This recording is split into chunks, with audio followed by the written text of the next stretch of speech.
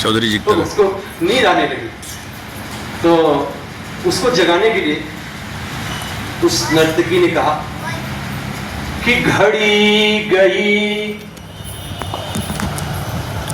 यूं ही बची हुई पल पल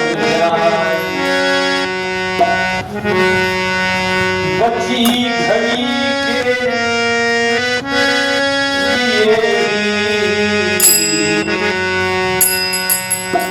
क्यों कलंक लग जाए।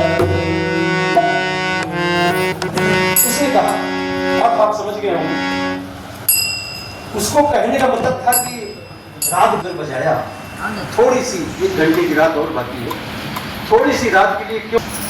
लेकिन उस दोहे को सुन करके जो उनके गुरुदेव थे, राजा ने अपने गुरु को ही बुलाया और उस राजा ने अपने गुरु को भी कुछ मुहरें दी थी कि जब कोई विशेष कोई अवसर आए तो आप भी अन्य लोगों की तरह से मुहरों को लुटाना।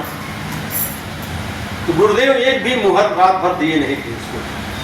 गुरु तक पहुंचे हुए समय, और जैसे इस दोहा को उसने कहा, उसने सारी मोहरें उठाकर समर्पित कर दिया उसको, नर्तकी को।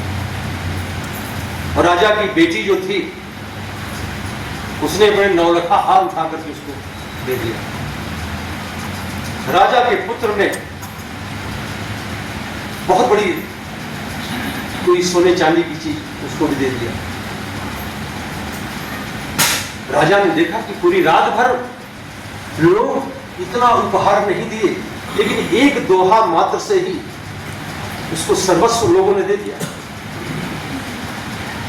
राजा उठे और नर्तकी को कुछ अपशब्द कहते हुए उसे डांटा कि आपने ऐसा कौन सा जादू कर दिया कि हमारे गुरुदेव भी सारी मुहरें आपके ऊपर लुटा दी।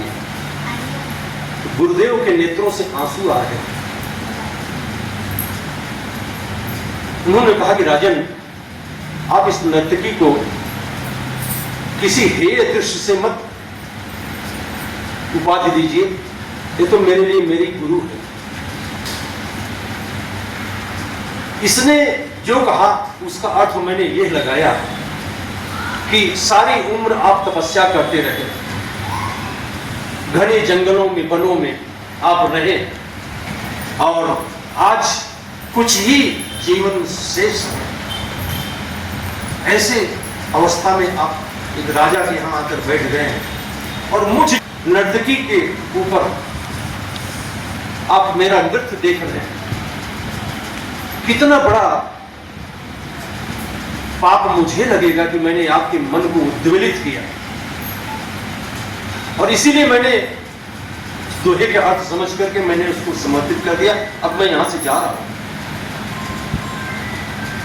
उनकी बिटिया ने कहा कि पिताजी, मैंने इसका अर्थ यह समझा कि आपने मेरा विवाह नहीं किया, आज ही मैं आपके एक महावत, जो हाथी का कंडक्टर होता है, संचालक होता है, महावत कहते हैं, बोले मैं महावत के साथ आज ही मैं भाग जाने वाली थी, लेकिन इस दोहे से मैंने अर्थ निकाला कि मेरे पिता हैं, राजा हैं, और मेरा विवाह कहीं न कहीं तो कर देंगे। थोड़े से समय के लिए, 1 आध 2 महीने 4 महीने और भी लग सकते हैं, वर्ष भी लग सकते हैं। उसके लिए मैं इतना बड़ा पाप क्यों लूं? जो घड़ी बची हुई है, जो समय बचा हुआ, क्यों कलंक लगाए, उसमें कलंक क्यों लगाए? बेटे ने कहा कि पिताजी, मैंने इसलिए सारा पैसा उसको लुटा दिया उसके ऊपर, क्योंकि मैं अब युवा हो गया हूं। मैं सोच रहा था कि आपके राज्य का सिंहासन मुझे प्राप्त होगा, लेकिन आप अपने सिंहासन पर चिपके रहते हैं। मैंने सोचा था कि आज की रात में ही आपको अपदस्थ करते हुए आपको बंदी बना लेंगे, आपको मार भी डालेंगे आवश्यकता पड़ने पर। लेकिन मैंने सोचा इस दोहे से कि पुत्र तो मैं अकेला ही हूं, मैं 1-2 साल देख लूंगा, पिताजी राज्य मुझे देने ही वाले हैं, लेकिन हत्या कर देता तो बड़ा गलत हो जाता।